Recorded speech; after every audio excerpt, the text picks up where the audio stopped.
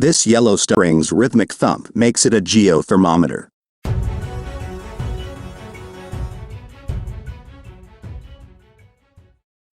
Yellowstone National Park is most famous for Old Faithful, a geyser with fairly predictable periodic eruptions that delight visiting tourists. But it's also home to many other geothermal features like the Doublet Pool, a pair of hot springs connected by a small neck with the geothermic equivalent of a pulse.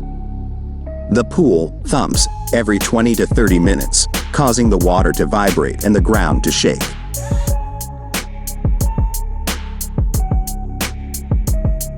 Researchers at the University of Utah have measured those thumping cycles with seismometers to learn more about how they change over time. Among other findings, they discovered that the intervals of silence between thumps correlate with how much heat is flowing into the pool, according to a new paper published in the journal Geophysical Research Letters.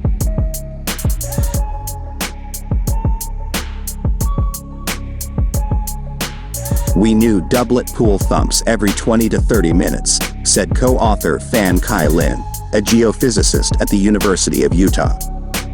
But there was not much previous knowledge on what controls the variation. In fact, I don't think many people actually realize the thumping interval varies. People pay more attention to geysers.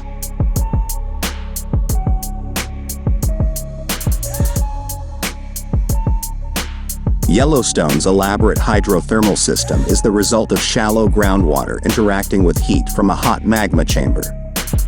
The system boasts some 10,000 geothermal features, including steam vents, fumaroles, mud pots, and travertine terraces, chalky white rock, as well as geysers and hot springs.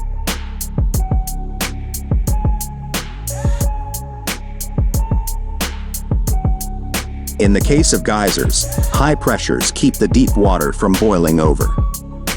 But as the hot water rises, the pressure decreases and bubbles of steam form, expanding until they are too big to pass through the geyser's narrow conduit near the surface. Eventually, the bubbles reach a critical threshold and the geyser starts to overflow. The pressure drops sharply and the water boils, producing large amounts of steam that force a jet of hot water out of the vent in one of those crowd-pleasing eruptions. And then the cycle starts all over again.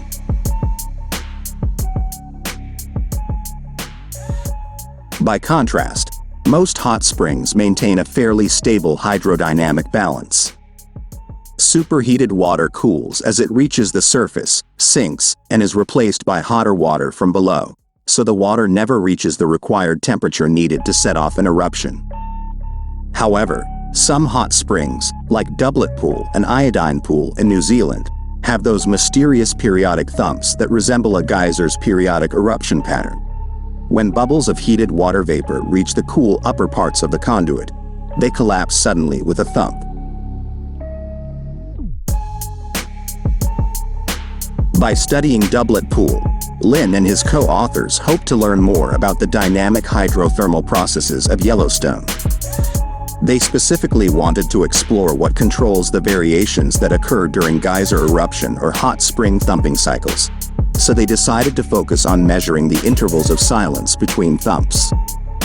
From the fall of 2015 through November 2021, they ran several sampling experiments with geophones set up near Doublet Pool. They also collected temperature data in November 2021 and pressure data to monitor changes in water levels for 4 days in April 2022.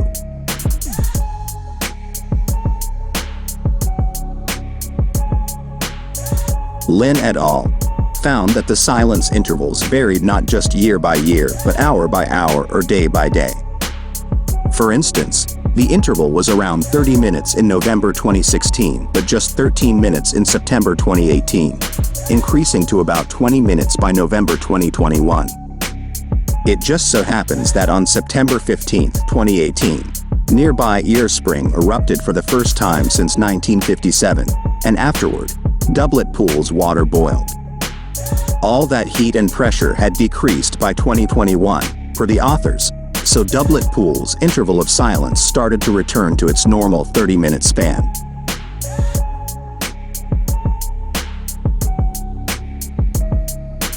As for the daily and hourly variations, the authors suggest there could be a correlation with wind speed. Higher wind speeds seem to correlate with longer silence intervals, which means the wind is somehow removing heat energy from the water, much like blowing on a hot cup of coffee. Right now, we are treating the pool as one whole system, which means energy taken away from the surface makes it harder for the system to accumulate enough energy to thump, said Lin. One possibility is that the pool is actively convecting, so the cooling near the surface can affect the bottom of the pool in a relatively short time scale.